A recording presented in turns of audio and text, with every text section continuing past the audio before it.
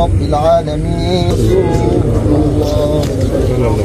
আমাদের ভারপ্রাপ্ত চেয়ারম্যান আপনাদের খোঁজ খবর নিচ্ছে, এই যে নাজিম যে মিথ্যা মামলায় গ্রেপ্তার হয়েছে, আবার এই সংবাদ শুনে যে ওর মা হচ্ছে হার্ট অ্যাটাক করেছে, এটা উনি অবগত হয়েছেন। ইনশাআল্লাহ দ্রুত জামিনে বের হয়ে যাবে। বিএনপির ভারপ্রাপ্ত চেয়ারম্যান তারেক রহমান আমাদেরকে পাঠাইছে, আমরা কারাগারে দেখে আসছি, ওর মায়ের কবর জেরাত করে আসছি, আপনার সাথে দেখা করতে আসছি।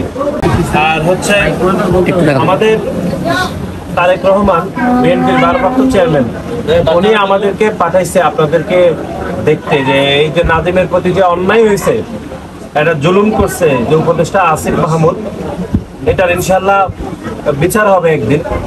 এবং এই যে মিথ্যা মামলা যে জেলে দিছে, জেলে দেওয়ার কারণে আপনার বৌমা অর্থাৎ নাজিমের মা যে হার্ট অ্যাটাক করলো, এটা খুবই অন্যায় করছে। আজকেও আমরা দেখলাম যে ওই এক পরিবারের 3 জন যে হচ্ছে তাদেরকে খুন করা হয়েছে, সেটা তারও আসলে আজকে বিচার চাইছে। বিশেষ করে আসিফ মাহমুদের বাবা এই এলাকায় নৈরাজ্য সৃষ্টি করছে, আওয়ামী লীগকে পুনর্বাসন করতেছে, এগুলোর বিচার ইনশাল্লাহ হবে। আচ্ছা, যা হোক, আল্লাহ এখনো যে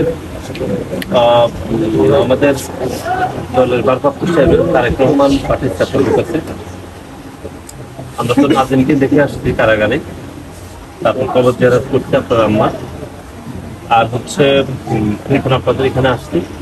চেয়ারম্যান সাহেব সব বিষয়ে অবগত। আগামী বুধবার জামিন শুনানি আছে, বুঝছেন।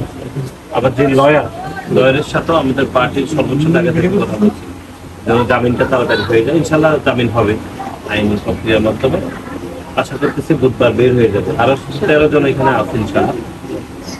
এটা জানেন, এটা মিথ্যা মামলা, আগেও যারা জেল খাচ্ছে এখনো তারা জেল খাচ্ছে। আওয়ামী লীগের লোকজন সব বাইরে, তারপরেও এখন যেটা একটা পরিস্থিতি বুঝছে, বিশেষ করে খালাম্মার মৃত্যুটা খুবই দুঃখজনক। আমার হচ্ছে আগে তো বাবাও মারা গেছে। তো ঠিক আছে, আপনি খোঁজ খবর রাখছেনই, তারেক রহমানও আমাদের দলের ভারপ্রাপ্ত চেয়ারম্যান, উনিও খোঁজ খবর রাখছেন। আশা করতেছি ইনশাল্লাহ বুধবারে জামিন হয়ে গেলে আমরা ধরনের নাজিম বের হইলে ওকে কথা বলার ব্যবস্থা করে দিব চেয়ারম্যান সাহেবের সাথে। পার্টি কিন্তু জানে যে এখানে আসিফ মাহমুদ এক ধরনের ষড়তান্ত্রিক মনোভাব প্রকাশ করতেছে, বেছে বেছে বিএনপি নেতা কর্মীদেরকে গ্রেফতার করে দিতেছে, আওয়ামী লীগ পুনর্বাসন করতেছে। এটা আমাদের দল জানে বলে তো আমাকে পাঠিয়েছে। আমরা তারপরেও আমরা আরো যেগুলো দেখে গিয়েছি এগুলো আমাদের দলকে জানাবো। ইতিমধ্যে হচ্ছে এটা নিয়ে আলাপ আলোচনা শুরু হয়েছে যে সেই তার এলাকাতে অত্যন্ত হচ্ছে বিরোধী মতকে দমন করার জন্য শেখ হাসিনার মতো আমি দেখে আসছি সেটাই। আর আমরা ঢাকাতে গিয়ে ওইভাবে আমরা রিপোর্ট করবো ইনশাআল্লাহ।